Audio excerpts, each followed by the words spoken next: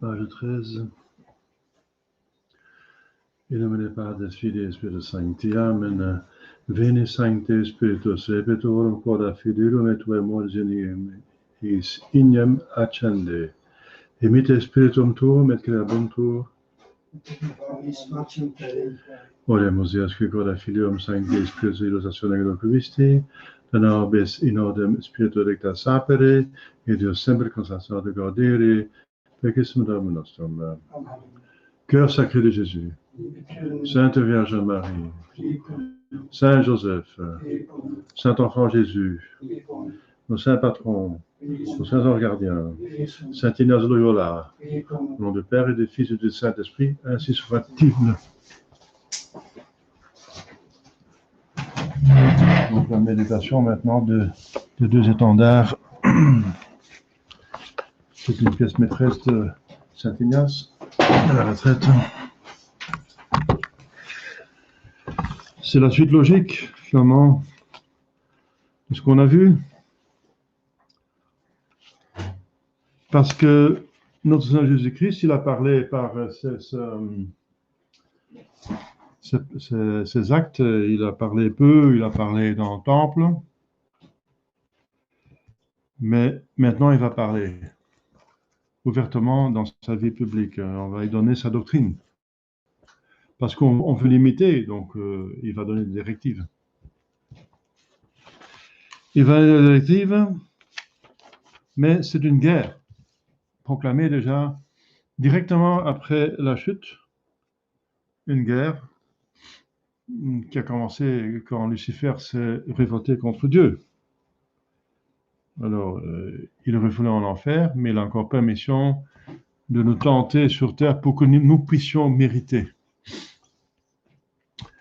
Et donc, puisque c'est la plus grande intelligence créée, par rapport à Dieu, c'est comme rien, mais par rapport à nous, c'est impressionnant. Très, très dangereux, n'est-ce pas? C'est un adversaire très dangereux. Il ne faut surtout pas parler avec lui, puisqu'il est plus intelligent, il nous manipule, il nous piège. Voilà. Donc,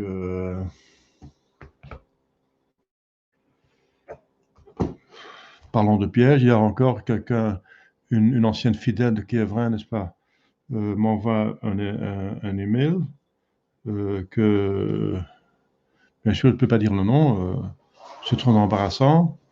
Il dit, je veux venir chez vous, je ne trouve plus de prêtre traditionnel qui fait faire des exorcismes, et j'ai fait un pacte avec le démon. Maintenant, je vais en me débarrasser. C'est costaud, hein? Donc, voilà. Donc, allez-y, hein. Donc, c'est quelqu'un qui est tombé dans le piège, et c'était une personne qui paraissait pieuse, enfin, il y avait un tic, hein, mais quand même, bon, c'était, et c'est pas l'exception, hein. J'ai rencontré ma longue vie plusieurs personnes qui ont fait un pacte avec le démon, qui sont tombées dans le piège. Et à chaque fois, donc, ce sont des personnes qui l'ont avoué parce qu'ils voulaient en défaire, parce qu'une fois qu'ils étaient dans l'emprise des démons, et ça, ils se rendaient compte que c'était la catastrophe. Mais il leur a donné des avantages, hein. Bien sûr, il faut bien qu'il lui donne quelque chose pour que c'est un séducteur. Voilà. Le fondement de tout ça, c'est qu'on voit dans l'Évangile, n'est-ce pas, ces évangiles. Notre Seigneur est tenté par le diable. Et le diable, il essaie maintenant le coup le plus dur, le plus fort. Et même dans les protocoles des sages de Sion, ça a été vraiment écrit par les francs-maçons, le plus haut. C'est leur programme, ça. C'est récemment Bernard Ronald, un franc-maçon très haut, n'est-ce pas, qui gérait les finances des milliards de dollars pour les blanchir. C'est un génie financier, mais il devait participer à un sacrifice d'enfants, et alors il est retourné. Il s'est converti. Alors il a dénoncé, il dit le protocole de Sage-Sion, c'est vrai, c'est la réalité. Ce n'est pas inventé par les islamistes pour embêter les juifs. etc., pour accuser les sionistes, etc. C'est pas ça, c'est effectivement, c'est la réalité. Vous voyez, les journaux, c'est n'importe quoi, c'est un mensonge, les journaux, etc., mais les médias. Mais regardez les protocoles de Sion, ils disent la vérité, ils disent ce qui se passe. Eh bien, ils disent que la franc-maçonnerie, la plus haute, n'est-ce pas, c'est ce qu'on savait déjà, elle paye les gens pour le détourner, surtout les chefs de toute bonne réaction politique qui sont dans le chemin, on essaie de payer, les acheter. La plupart acceptent l'argent, la plupart cèdent pour l'argent, beaucoup la plupart. Si on va assez loin, hein, pas 500 000, mais des millions, des centaines de millions, ils vont craquer. Si on va assez loin. Pour nous, c'est rien, parce que c'est des cacahuètes, des millions, n'est-ce pas? Ils gèrent les banques nationaux, donc pour eux, c'est rien. Et ils arrivent à acheter tout le monde, à peu près. Rares sont les personnes qui résistent. Et c'est pour ça qu'on est à chaque fois frustré. Il y en a qui résistent, c'est l'exception. La plupart, donc, rentrent dans leur jeu. Voilà. Notre Jésus-Christ, il est tenté par cela, n'est-ce pas? Le diable il dit, vous voyez tous ces royaumes que je vous montre du monde entier, eh bien, il joue fort là, hein, parce qu'il dit, c'est Jésus, il a quand même des capacités. Il a la capacité d'être un chef, même un grand chef. Hein. On va le mettre dans mon panier. Hein. Il dit, je vous donnerai tout ça, à condition que vous m'adorez. Jésus dit, va-t'en, Satan, tu adoreras seulement Dieu. L'information est, oui, j'adore, donne-moi, give me. Je vais vous adorer, il n'y a pas de problème. Voilà la différence. Donc, mais ça va jusqu'à la mort et après, c'est l'enfer. Hein. Même sur Terre, ils n'ont pas la bonne conscience. Mais enfin. Weishaupt, l'inventeur de l'Illuminati, il a donné des directives pour se débarrasser de la conscience hein, et d'acquérir le pouvoir du monde entier. Donc, mais ça, on ne peut pas faire taire totalement la conscience.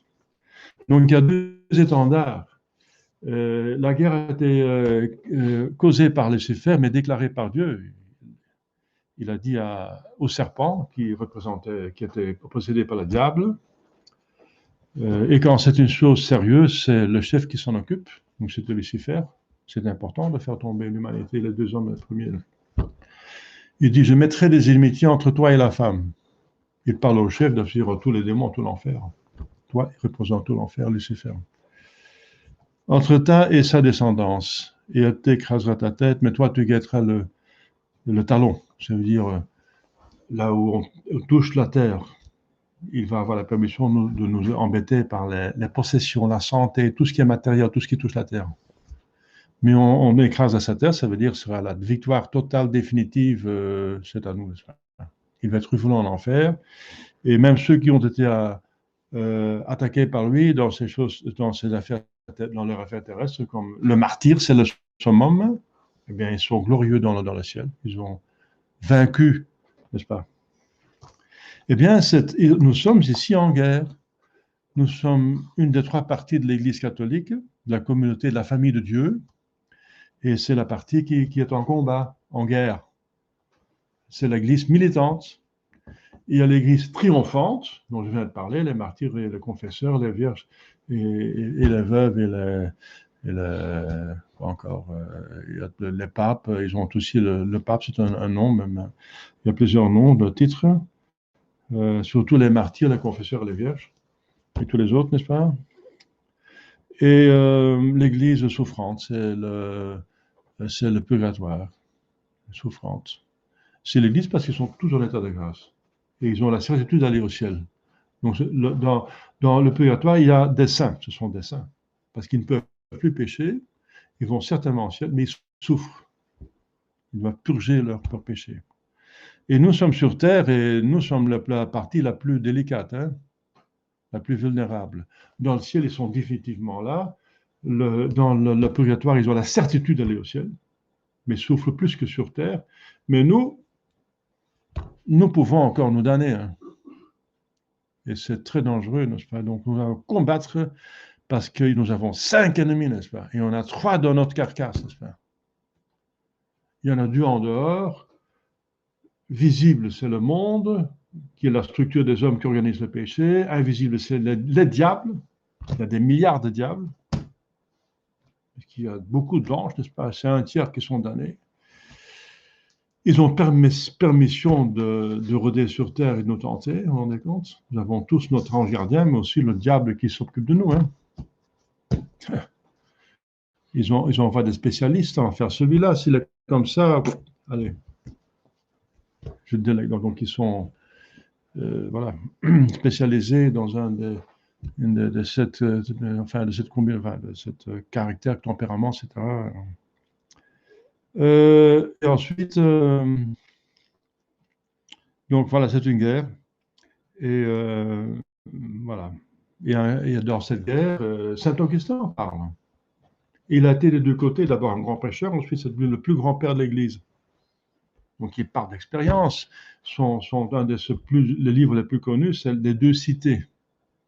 Les cités qui ont été créées, fondées par l'amour. Ce sont 2 cités d'amour.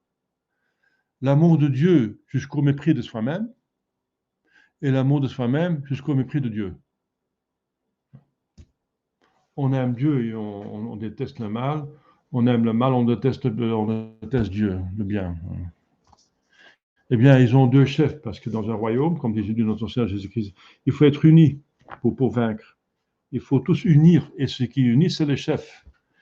Il y a 2 chefs, notre Seigneur Jésus-Christ, et il y a Lucifer, Satan. On va voir maintenant comment il organise leur armée. Donc c'est la suite du principe et fondement. Nous voulons aller au ciel, nous voulons user des créatures convenablement, dans la juste mesure, avec prudence, force et tempérance, dans la foi, l'amour et l'espérance de Dieu, en Dieu et le ciel. Et alors, concrètement, il s'agit de suivre notre Seigneur Jésus-Christ, mais ici, on va écouter ses directives. C'est logique. C'est logique. Maintenant, ces directives. Comment est-ce qu'ils organisent leurs armées? Il faut le suivre. Qu'est-ce qu'il dit? Qu'est-ce qu'il dit l'autre pour vaincre, pour gagner dans une guerre? Une des tactiques, c'est quand même une des conditions, c'est connaître l'ennemi. Ses forces pour les éviter et d'en tenir compte, et ses faiblesses pour l'attaquer là, n'est-ce pas? Il faut connaître, de mieux vous connaissez l'ennemi, si vous ne connaissez pas l'ennemi, vous êtes déjà perdu en avance. Hein. C'est absolument indispensable que vous êtes au courant d'où il se trouve, où est son campement, ou comment est le terrain, comment est-ce qu'il va comment est composé ses armées. Ce sont des vétérans ou pas, ce sont des nouveaux ou pas, ce sont des motivés ou pas, ce sont des gens du peuple des soldats de leur peuple qui défendent leur famille, leurs enfants et leur peuple, ou ce sont des mercenaires. C'est différent. Quelles armes est-ce qu'ils ont? Alexandre avait des lances de presque 3 mètres. Il faut le savoir. Sinon, si vous avez une lance d'1,5 mètre et l'autre 3 mètres, vous êtes fichu. Hein. Donc, c'est aussi une tactique, n'est-ce pas, de gagner une guerre, d'inventer de nouvelles armes. Beaucoup de guerres ont été gagnées, des combats, parce qu'ils utilisent une nouvelle tactique, une nouvelle arme, qui n'était pas connue par l'autre, n'est-ce pas? Et ensuite, il faut réagir directement d'une manière adéquate. Beaucoup de combats ont été perdus parce qu'on ne réagit pas convenablement. C'est des incapables. C'est incroyable. Des armées plus fortes que l'autre qui ont encore perdu parce qu'ils ont fait n'importe quoi.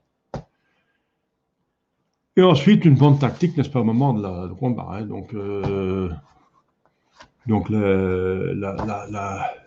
un des combats, n'est-ce pas, les plus sublimes, n'est-ce pas, de toute l'histoire humaine, c'est le combat d'Alexandre le Grand à Galgamèche, n'est-ce pas? C'était incroyable, avec 70 000 hellénistes, donc des Grecs, enfin, la Grande Grèce, pas la Grèce au sens large, mais la Macédonie, n'est-ce pas? Il va vaincre une armée de 250 000 de l'empereur perse, n'est-ce pas? Il va vaincre. Mais avec une tactique. Ce sont des vétérans, n'est-ce pas? Ils ont des armes qui sont plus efficaces. Ils cachent d'autres identités, n'est-ce pas, qui vont apparaître au moment, par surprise, qui vont, que l'autre n'a pas tenu compte. Il va avoir une tactique. Enfin, je ne vais pas expliquer, mais ça c'est la tactique, n'est-ce pas? C'est l'intelligence. C'était un disciple d'Aristote. Il ne faut pas oublier qu'Alexandre était éduqué par Aristote, la plus grande tête que l'humanité n'a jamais produite. Donc, il a été formé, une intelligence logique, n'est-ce pas, une capacité de raisonner, voilà. Et ça, il a gagné avec son génie, hein, Alexandre. Donc, il faut connaître une des conditions pour vaincre, c'est connaître l'ennemi. Et c'est pour ça que l'ennemi fait tout pour ne pas se faire connaître. C'est connu qu'une des plus grandes tactiques de diable, c'est de faire croire qu'il n'existe pas. Il n'existe pas. Hein? Voilà. Bon, nous savons qu'il existe, mais il a attaqué l'Église par l'infiltration, pas en disant qu'il n'existe pas, mais à l'insu. Le cheval de Troie, encore une tactique. Vatican II, c'est le cheval de Troie, et ça nous a coûté longtemps, n'est-ce pas, des années avant qu'on a compris que ce n'était pas le pape qui était influencé mais c'est le pape lui-même qui était le problème. Par respect du pape, on a longtemps pensé, oui, mais c'est le prisonnier du Vatican, il est entouré par des mauvais conseillers, c'est pas lui, etc., ceci et cela. On ne se rendait pas compte que c'était possible, n'est-ce pas, qu'un pape puisse devenir être franc-maçon et devenir hérétique, etc., pour donner l'exemple, n'est-ce pas? Incroyable. Ce qu'on a vu au XXe siècle, le phénomène le plus étonnant, c'est qu'une institution divine, n'est-ce pas, d'1 milliard de personnes, bien organisée, n'est-ce pas, une structure vraiment sainte avec des gens de qualité, n'est-ce pas, est détruite, parce que maintenant, quantitativement, est détruite pour 99,999%, voilà, par l'ennemi. Ça, c'est la chose la plus étonnante qu'on n'a jamais vue dans l'histoire humaine, n'est-ce pas? Mais puisque l'Église a une âme divine, c'est l'Esprit Saint, elle va reprendre. Je viens de dire là tantôt, de plus qu'on enfonce l'Église, c'est comme un ressort, de plus qu'il ressort. Donc on a la plus grande crise qu'on a jamais connue de toute l'histoire de l'Église et de l'humanité. Elle va en sortir une chrétienté la plus sublime, la plus maximale, dont la grâce est possible. C'est toutes les prophéties qui le disent, et c'est théologiquement certain, parce que si bon Dieu le permet le mal en vue d'un plus grand bien, le mal est maximal, donc le bien est plus grand, donc ce sera aussi un bien maximal. C'est mathématique, c'est théologiquement certain. Voilà. Donc c'est une question de temps. Nous organisons la survie parce qu'on ne peut plus rêver de convertir les masses, c'est pas possible. Ils sont tombés trop loin, ils sont trop sur l'emprise de la cabale. Donc, on va survivre avec les peu de gens qui nous suivent. Et nous devons faire grande attention pour rester droit sur nos pieds, n'est-ce pas, dans nos chaussures. Voilà, les deux étendards, c'est une guerre. Et nous sommes pleinement dans la guerre et nous semblons être vaincus. Et l'ennemi chante victoire. Hein. L'Église catholique, elle est dans notre poche. Hein. Ce même franc-maçon, Ronald Bernhardt, il dit que le Vatican est devenu le centre spirituel des Illuminati. Carrément. Hein. Et il n'exagère pas. Hein. Voilà. Donc, mais il y a l'Église survit, n'est-ce pas, dans le maquis, et elle va vaincre. Ça, c'est aussi certain, parce que Dieu tient ses promesses. On a vu le miracle que toute l'Église était en train de tomber dans l'hérésie, alors suivant Paul VI, parce qu'il suivait un pape infaillible, un inconscient infaillible. Mais Dieu est intervenu, il ne laisse pas tomber l'Église dans l'hérésie, parce que c'est sa promesse, les portes de l'enfer ne prévaudront pas contre elle, et c'est l'hérésie, n'est-ce pas? Et on a vu 2 évêques qui ont eu la grâce extraordinaire de tenir debout, n'est-ce pas, contre tout le monde, contre le pape, le concile, tous les évêques, les prêtres, tous ceux, mais vous traitez d'Athanas, vous êtes révoltés, n'est-ce pas, vous êtes désobéissants, vous êtes schismatiques, hérétiques, vous cassez l'Église, vous troublez, n'est-ce pas, c'était comme si c'était le diable en personne.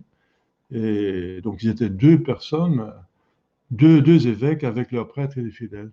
Ils ont été tout simplement fidèles à ce que l'Église a toujours fait. Ils ont continué l'Église jusqu'à ce qu'eux-mêmes deviennent encore infidèles par rapport. On n'a pas le courage de déclarer que le pape, par la hérésie, a perdu la papauté. Donc le bon Dieu cherche des autres évêques qui le disent. Mais on voit que Dieu tient sa promesse, mais qu'il n'est pas tenu par la quantité. Il n'a jamais promis la quantité. La quantité dépend des hommes. Père à tout homme de bonne volonté. Mais il a promis de faire survivre l'Église, mais l'Église peut survivre avec très peu de personnes. Hein. Alors il tient sa promesse. La quantité dépend des hommes. Combien des hommes disent oui, combien disent non. C'est leur libre arbitre. Mais que l'Église devint, ça c'est la partie de Dieu. Il va faire en sorte qu'il y a quand même, si tout est menacé, il va donner une grâce particulière, très forte, n'est-ce pas, efficace, pour faire survivre justement l'Église. On a vu ça avec nos propres yeux, comment Dieu intervient avec une grâce extraordinaire pour faire survivre l'Église. Et que le diable va encore attaquer cette partie qui survit avec n'importe quoi, et encore une partie qui va survivre, etc. Il y a toujours une partie de l'Église qui survit. Ça, c'est garanti. Il faut faire en sorte que vous appartenez à cette partie. Hein. Eh bien, cherchez et vous trouvez. Ce n'est pas si difficile que ça. Mais il y en a qui ne suivent pas parce que c'est trop difficile, c'est trop humiliant, c'est trop décapant, c'est trop ceci, trop cela. Commence à respecter. Donc le refus de la croix. Vous connaissez cette histoire, mais on est en plein combat ici, n'est-ce pas? On est dans le plus grand combat de l'histoire de l'Église en ce moment. Hein. On est plein dedans, nous sommes vraiment dans l'Église militante, nous sommes dans le maquis en ce moment, hein. Littéralement. Hein. Donc les deux étendards. 136. Méditation d'étendard, l'un de Jésus-Christ, notre chef souverain et notre Seigneur, l'autre de Lucifer, ennemi mortel de la nature humaine. Lucifer, c'est un seul ange, qui était le Ferenc Lucem, ou Lucis. C'est lui qui transfère la lumière. Donc c'est le plus haut qui recevait de Dieu l'intelligence angélique et qui la transféré à tous les autres anges. Tous les autres anges, c'est Lucifer. C'est l'ange le plus intelligent, le plus puissant, et c'est lui qui s'est révolté, qui a abusé de son intelligence. Il est tombé en admiration idolâtre de sa propre excellence. Parce que l'orgueil, c'est un amour excessif de sa propre excellence. Eh bien, c'est l'orgueil. L'orgueil l'a fait tomber. Et c'est Lucifer, n'est-ce pas, le chef, parce qu'il terrorise tous les autres, il soumet tous les autres diables, parce que c'est le plus fort, et c'est le plus intelligent. C'est le chef de la poubelle de l'AGN. L'AGN, c'est la déchetterie. Hein. L'enfer, c'est de la poubelle de bon Dieu. Voilà. L'oraison préparatoire, comme toujours, n'est-ce pas, 46. Premier prélude consiste à se rappeler le fait historique de la méditation. Ici, c'est d'un côté Jésus-Christ qui appelle tous les hommes. Il est venu pour tous les hommes. Il a mérité pour tous les hommes. Absolument tous, parce qu'il est le créateur de toutes les âmes et de tous les hommes. Et le créateur, il a créé pour le ciel. Tout le monde a été créé pour le ciel. Tout le monde a assez de grâce pour aller au ciel. Grâce suffisante. Tous les hommes. Il a un bras qui tendait à droite et à gauche. Les pères de l'Église ont compris, le sang qu'il a fait couler par sa main droite, c'est pour les élus, et celui qui est à gauche, il a coulé, il a donné la grâce suffisante, mais les gens n'ont pas accepté. Okay. Et à la fin, c'est à faire allusion quand il va revenir comme juge. À sa droite seront les brebis, ça veut dire les gens qui ont suivi, n'est-ce pas, les moutons, les suivis, et à gauche les boucs, ceux qui ont refusé de suivre. Les élus, aller au ciel, les élus, les aimés de mon Père, et je ne vous connais pas, allez en enfer, je ne vous connais pas. Maudit, je ne vous connais pas, allez en enfer. Gauche et droite. Droite et gauche. Voilà, donc, il appelle tous les hommes. Il faut prêcher à toutes les nations, toutes créatures. Et veut les réunir, bien sûr, parce que le ciel, c'est une famille sous un Dieu.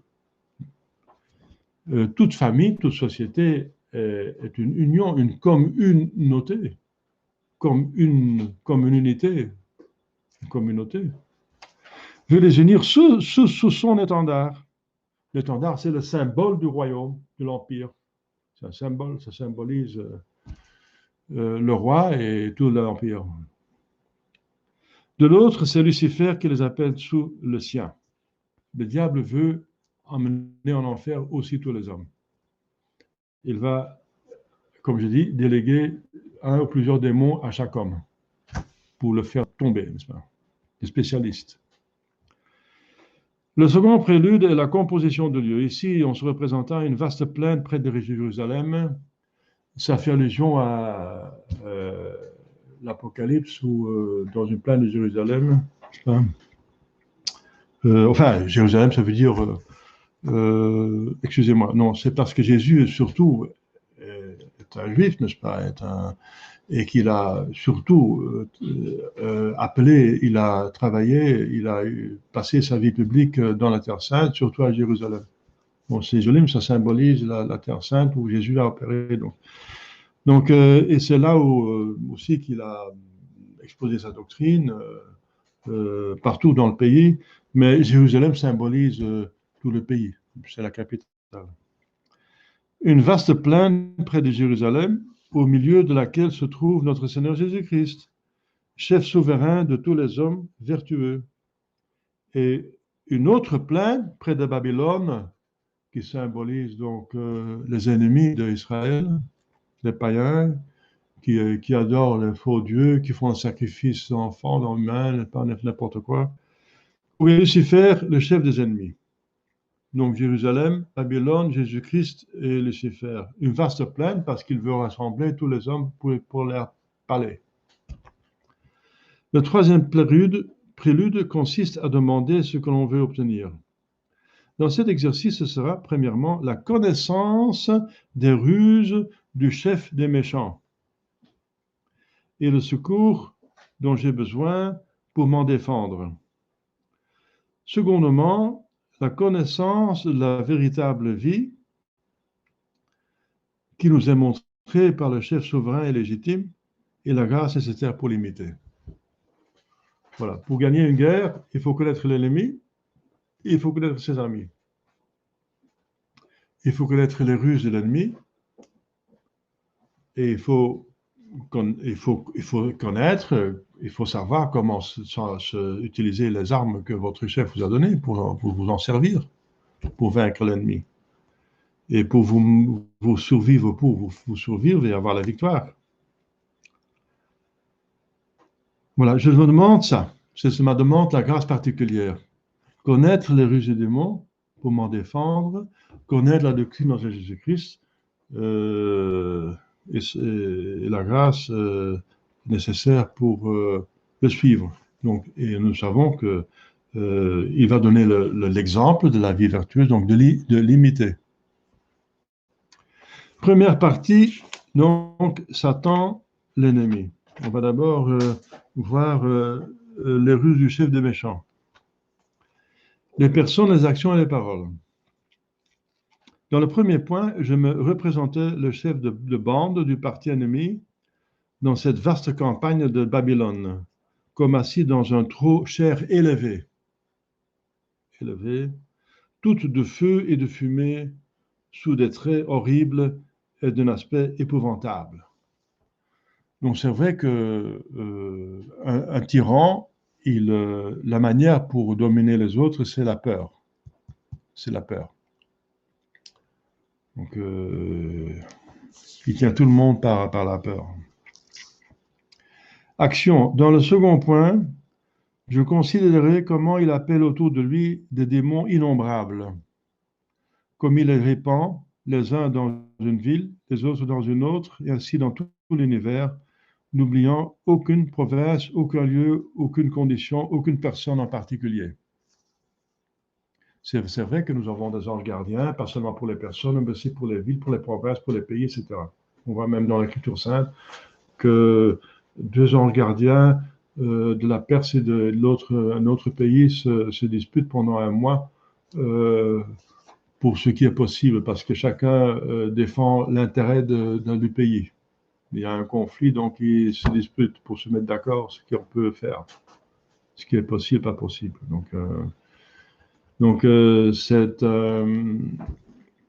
Et le diable, il fait la même chose. Il va donc envoyer des démons, pas seulement pour les personnes, mais aussi pour influencer les communautés.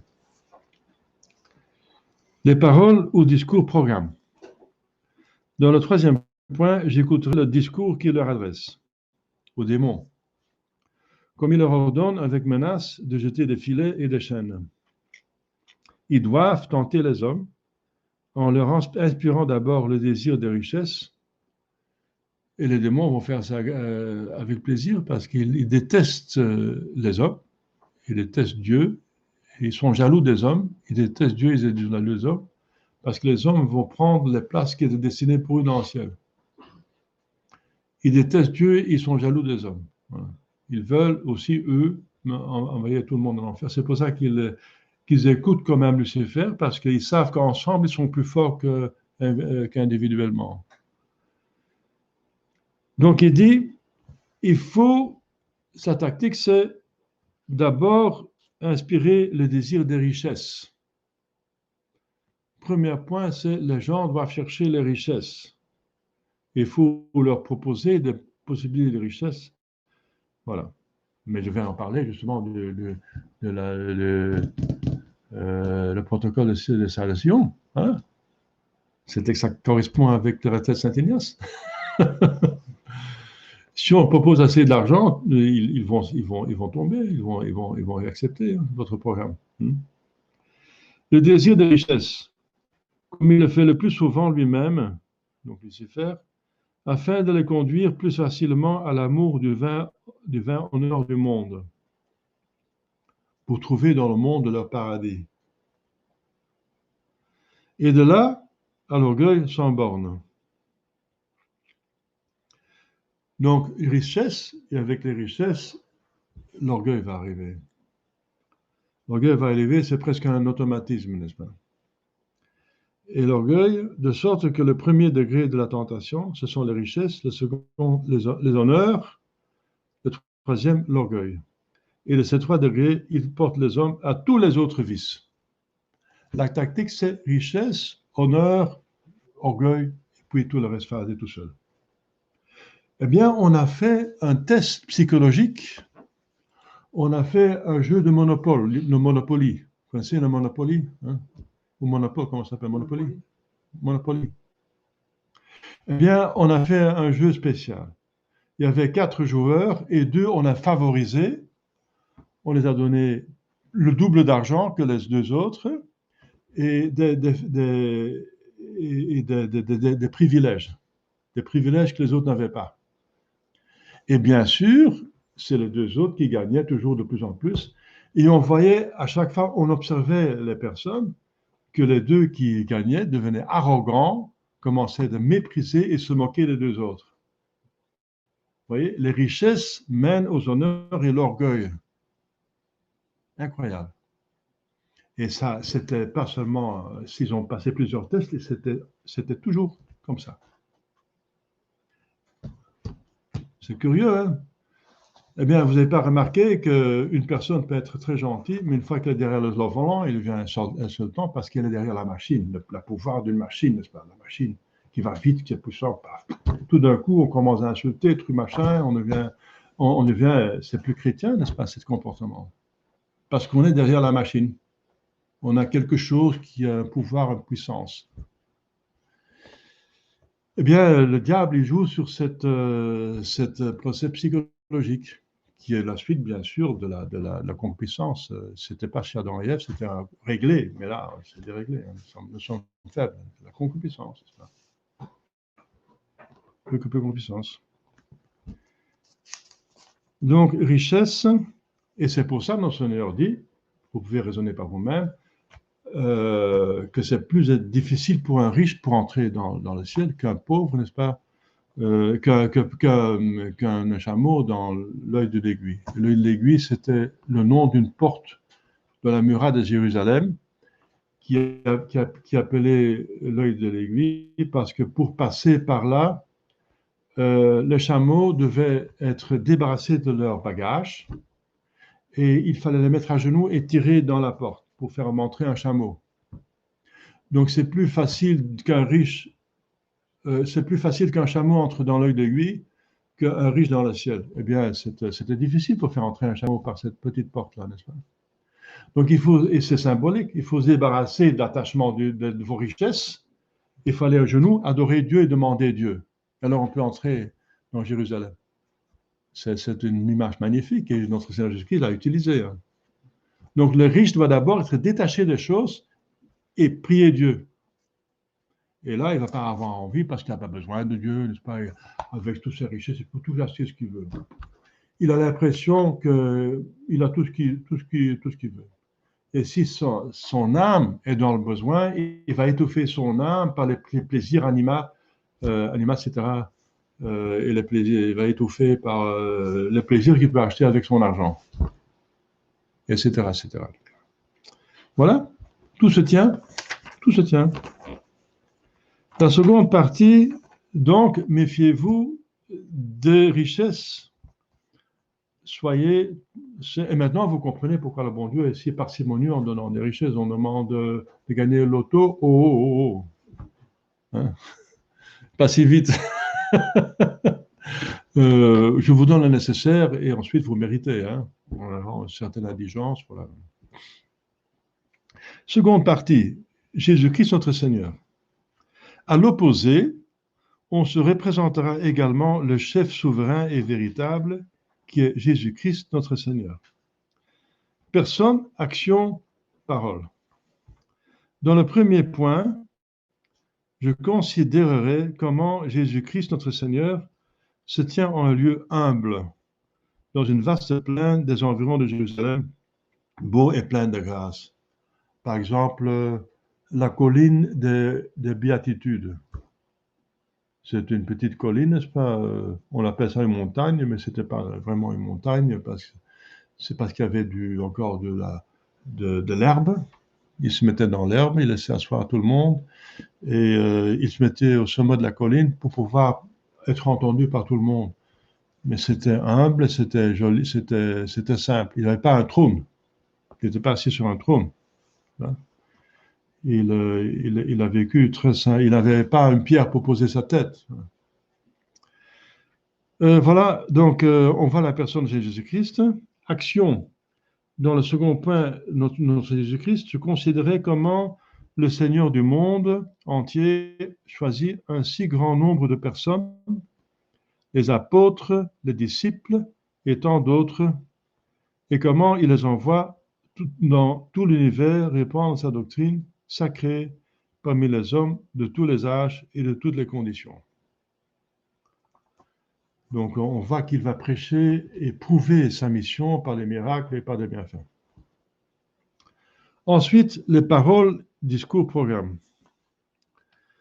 J'écouterai le discours que notre Seigneur Jésus-Christ, notre Seigneur, adresse à tous ses serviteurs et à tous ses amis qu'il envoie à cette expédition. Il leur recommande d'aider tous les hommes en les attirant premièrement à une entière pauvreté spirituelle. Donc, quel est le premier point de son programme?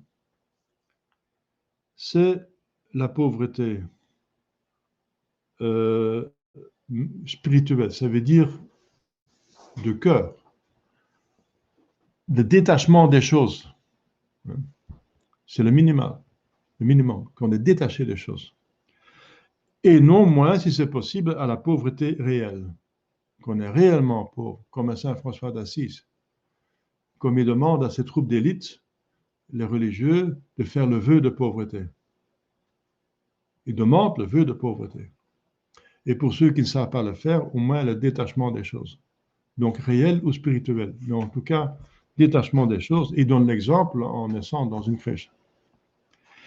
La pauvreté est réelle si la divine majesté l'a pour agréable et veut les appeler à cet état. Secondement, donc après la pauvreté spirituelle ou réelle, au désir des opprobres et des mépris, parce que de ces deux choses naît l'humilité. Il va nous demander de désirer plutôt des opprobres et des mépris. Et c'est ce que la Sainte Vierge Marie va demander. Dans la première page de Saint Louis de Montfort, quand il fait le traité, donc la dévotion parfaite de la Sainte Vierge Marie, il dit que ce qu'elle demandait, c'est être appauvri, humilié et persécuté par rapport donc pour l'amour de Dieu, pour le royaume des cieux, n'est-ce pas, d'être humilié, appauvri et persécuté pour Jésus. C'est ce qu'il demandait comme une faveur. Eh bien voilà, c'est ce que Jésus dit. Voilà, d'abord la pauvreté et demander les opprobres et les mépris, parce que ces deux choses ne limiter. C'est pas possible d'être humble s'il n'y a pas d'humiliation. Et des humiliations encore qui sont acceptées. Parce que si on ne les accepte pas, c'est encore un mouvement d'orgueil. Donc il faut les accepter. Donc il faut des humiliations acceptées. Et c'est par l'acceptation des humiliations qu'on devient humble. Et avec l'humilité opposée à l'orgueil, et de ces 3 degrés, ils porteront les hommes à toutes les autres vertus. Et c'est exactement le programme de Saint Benoît, le grand fondateur de l'ordre, un des plus ordres les plus importants religieux, n'est-ce pas, surtout en Europe. Il demande de quitter tout, c'est la vocation religieuse de tous, n'est-ce pas? On quitte le monde pour devenir famille religieuse, membre d'une famille religieuse. Donc on quitte le monde, on quitte ses richesses, on fait vœu de pauvreté. Ensuite, vœu d'obéissance, bien sûr, on suit le chef. Et vœu de célibat. Donc, et l'humilité est causée par l'obéissance. L'obéissance et la pauvreté aussi, n'est-ce pas? Il faut demander à l'économe, le frère économe, une brosse à dents. Il faut aller le demander. Tout est commandé comme si on était un enfant qui n'est pas capable de se gérer soi-même. Mais on l'a accepté librement. C'est humiliant. Donc l'obéissance cause l'humilité. Et avec l'humilité, Saint Benoît a fait une règle de l'humilité, comme je vous ai dit l'autre fois dans notre conférence. Sa règle, ce sont que les degrés d'une seule vertu, l'humilité. Eh bien, ça correspond avec le retrait de Saint Ignace, que notre Seigneur demande d'abord donc la pauvreté, ensuite des opprobres et qu'on accepte et demande des opprobres et des mépris, pour pouvoir faire des actes d'humilité et acquérir l'humilité, et avec l'humilité toutes les autres vertus. C'est ça le programme de Saint Jésus-Christ. Le programme du diable, c'est les richesses, le désir des richesses, les honneurs, l'orgueil, avec l'orgueil tous les autres vices. Notre Seigneur, l'esprit de pauvreté, ou la pauvreté réelle, l'acceptation et la recherche des opprobes et des humiliations pour augmenter l'humilité, et c'est facile pour quelqu'un qui n'a pas beaucoup de... qui ne possède pas beaucoup, d'être humilié. Hein. On n'est pas considéré par le monde. Il considère seulement les riches et les pauvres sont méprisés. Eh bien voilà, accepter ce mépris et par ça, donc, cultiver l'humilité. Et avec l'humilité viennent toutes les autres vertus. 2 programmes. Alors, les 3 colloques. Le premier colloque, je demandais à Notre-Dame qu'elle m'obtienne de son Fils et Seigneur la grâce d'être reçue sur son étendard. Eh bien, regardez Notre-Dame elle-même. Elle a vécu pauvrement. Elle était à Nazareth. Elle a parié un simple charpentier, n'est-ce pas? Ils sont allés à Bethléem parce que l'empereur qui le dominait, le tyran là, à Rome, l'exigeait pour payer un tribut. Là, elle a été enfantée dans une étable. Elle devrait s'enfuir en Égypte et puis elle a vécu pauvrement, simplement à Nazareth. Et ensuite, elle a suivi son fils qui ne possédait rien, n'est-ce pas? Même pas une pierre pour poser sa tête dans sa vie publique, jusqu'à ce qu'il a suivi, qu'il a été crucifié, n'est-ce pas, exécuté comme un criminel, jusqu'à être sous sa croix, n'est-ce pas, en train de saigner à mort. Mais qu'est-ce qu'elle a reçu comme récompense? Elle est la reine de l'univers. Oui, la reine de l'univers. Pauvreté, humiliation, humilité, et tout, et dit par l'humilité, c'est par l'humilité parce qu'il a considéré mon humilité qu'il m'a demandé d'être mère de Dieu. Elle a dit elle-même dans son Magnificat. Eh bien, on regarde Notre-Dame et on demande Notre-Dame qu'elle obtienne de son Fils et Seigneur la grâce d'être reçue sur son ascendard. Premièrement, par la parfaite pauvreté, au moins spirituelle. Donc la première chose que je demande concrètement, c'est le détachement total des choses de ce monde. C'est le premier pas. Et dans les béatitudes, c'est aussi la première chose que le Seigneur va dire. Dans les 8 béatitudes, bienheureux les pauvres d'esprit. Premier pas, détachement de toutes les choses de ce monde. Détachement de tout, donc la pauvreté spirituelle. Il ne demande pas, il n'exige pas la pauvreté réelle parce qu'il y a eu des saints qui étaient riches comme Saint Louis, tous les puissants qui sont devenus saints étaient riches, bien sûr. Mais en tout cas, ils devaient bien utiliser leur richesse pour les pauvres, pour organiser le bien commun et donner à l'Église l'occasion de bien fonctionner pour sauver les âmes. Donc la première chose, c'est la parfaite pauvreté spirituelle. Donc le détachement le plus parfaitement possible, c'est ce qu'il faut demander, n'est-ce pas? C'est la voie par laquelle on va à la sainteté.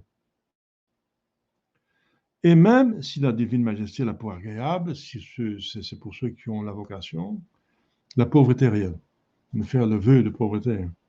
Et veut me choisir et m'admettre à cet état par la pauvreté réelle. Secondement, en souffrant les opprobres et les injures, de toujours accepter les humiliations, toujours avec soumission, pour expier mes péchés. Je dis oui, j'ai mérité ces humiliations parce que je suis un grand pécheur. Je mérite l'enfer si j'ai fait des péchés mortels.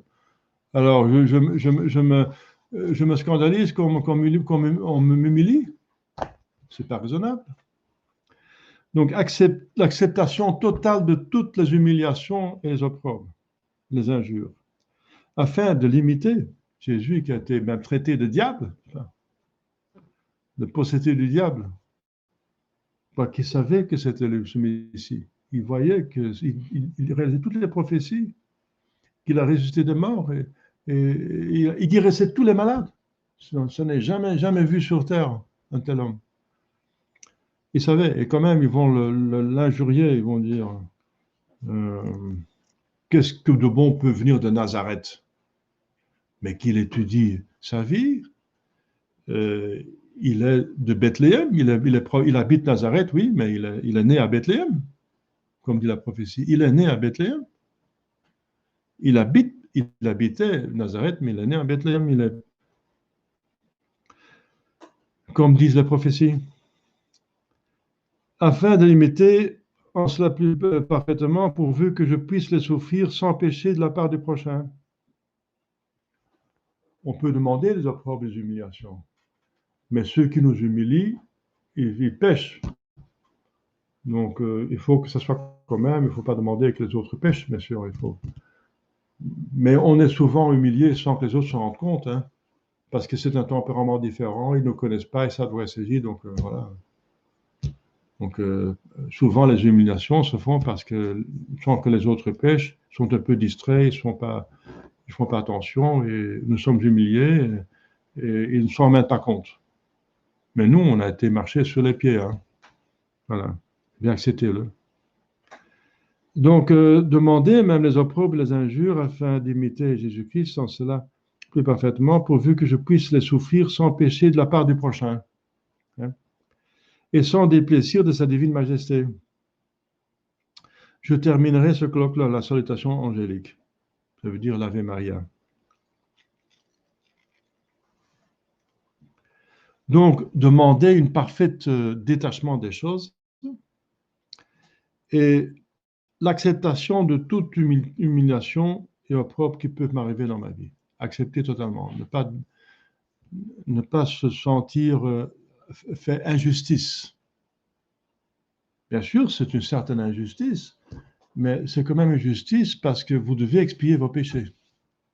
Vous méritez l'enfer si vous faites des péchés mortels. Alors, c'est beaucoup moins que l'enfer ce que vous subissez. Donc, de quoi vous plaignez-vous, hein? Dans ce sens, on n'a pas le droit d'être indigné qu'on a été humilié. Même si, objectivement parlant, bien, c'est injuste, bien sûr. Oui, ça peut être injuste, hein. Mais c'est injuste selon les circonstances proches. Mais vu tout le dessin, n'est-ce pas, de toute ma vie et tout ce que j'ai fait, finalement, c'est juste. Dans le second colloque, je vais m'adresser à notre Seigneur Jésus-Christ pour qu'il m'obtienne de Dieu, le Père, la même grâce. Et je réciterai la prière âme de Jésus-Christ, qui est au début des exercices, hein. Dans le troisième, je demanderai la même grâce à Dieu le Père, le suppliant de me l'accorder lui-même. Je réciterai l'oraison dominical. Et Dieu veut vous donner ça, parce que c'est la voie du ciel. C'est la voie vers la perfection, vers la sainteté, n'est-ce pas? Et on voit dans la vie des saints, ceux qui ont fait ça, ils ont cherché le dépouillement, le détachement des choses. Ils ont cherché l'humilité, que finalement, ils sont devenus saints et qu'ils ont eu une influence énorme sur la chrétienté, sur les autres. Et finalement, ils ont trouvé tout le bonheur, et le bonheur des autres, le bonheur de la cité et de leur pays par ça, n'est-ce pas? Se leur apporter tout le bien possible. Saint François d'Assise, c'est un mendiant, mais le pape Innocent III a vu en vision qu'il a restauré l'Église. Il a redressé l'Église qui souffrait sous les richesses, les honneurs et les plaisirs, n'est-ce pas, des hommes qui venaient dans l'Église, qui ont été promus comme pape, abbé, évêque, archevêque, métropolitain, etc., mais sans avoir vraiment la vocation, mais pour les honneurs, la place, la vie aisée et les richesses que ça apportait. Les habits, parce que tous ces moines, ils travaillaient gratuitement. Et vous étiez abbé, vous pouvez en faire l'argent ce que vous voulez. Enfin, normalement, il faut l'utiliser pour le bien commun, pour les pauvres et pour le développement, l'entretien du monastère et pour le développement, etc., de votre monastère et des besoins, mais on pourrait en profiter soi-même, hein. J'ai vu en France un couvent dominicain. Eh bien, il y avait le couvent des dominicains, là où il y avait les frères et les pères. Il y avait le père abbé, ça s'appelle le prieuré. Mais c'était un château, hein. C'était tout simplement un château. Et c'était le chef de la communauté, hein. Il disait, oui, affligez-vous, oui, pénitence, tout ça, venez, travaillez bien, et donnez-moi les fruits de votre travail. Voilà. Et moi, je vive comme un seigneur. C'est le Seigneur. Hein.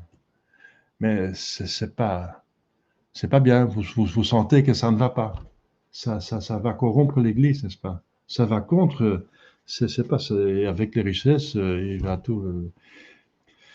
Il y a la décadence qui s'installe, n'est-ce pas? Ça reste pas par avec les richesses. Hein. Ils vont introduire des femmes, ils vont appeler plusieurs femmes, etc. Et ça dégrade de tous les côtés. Hein. Voilà. Donc. C'est étonnant, hein? Ces deux programmes. De Lucifer, c'est les richesses, il propose les richesses, le désir de richesse. Ensuite, les richesses donnent nos honneurs, parce qu'avec les richesses, on peut tout, on peut s'installer, on acquiert l'estime du monde, parce qu'on est riche. C'est quelqu'un qui a réussi dans sa vie, voilà. Il faut l'imiter, c'est un homme qui réussit, hein. Quelqu'un, voilà, on respecte, les honneurs, et avec l'honneur, l'orgueil. L'orgueil. Et avec l'orgueil, tous les autres vices. Parce que l'orgueil, c'est se faire Dieu soi-même, finalement. Et notre Seigneur Jésus-Christ, qui nous propose, qui nous montre le détachement comme il a montré à Bethléem. Deux mouvements, pauvreté et humilité. Eh bien, ces deux premiers mouvements de son incarnation, il est devenu homme, un abaissement infini et une pauvreté extrême, d'être né dans une crèche. Eh bien, c'est ce qu'il demande à nous. Il nous donne l'exemple. Détachement total des richesses et acceptation de tous les opprobes de l'humiliation. Et même recherche, si vous pouvez. Acceptation pour développer l'humilité, et avec l'humilité, toutes les vertus, surtout l'amour de Dieu. Je dis, l'humilité engendre l'amour de Dieu, parce qu'elle va clair Dieu comme il a fait. Il voit Dieu comme votre créateur, votre providence, votre rédempteur et votre glorificateur. On voit quel est bienfait que Dieu nous a donné, donc on l'aime. On voit ses dons infinis, on voit son amour infini, et on finit par l'aimer aussi infiniment. Ben, cher fidèle, allez faire cette méditation très très importante, parce que c'est ça, concrètement, n'est-ce pas, qui va vous amener vers la perfection. Allez-y.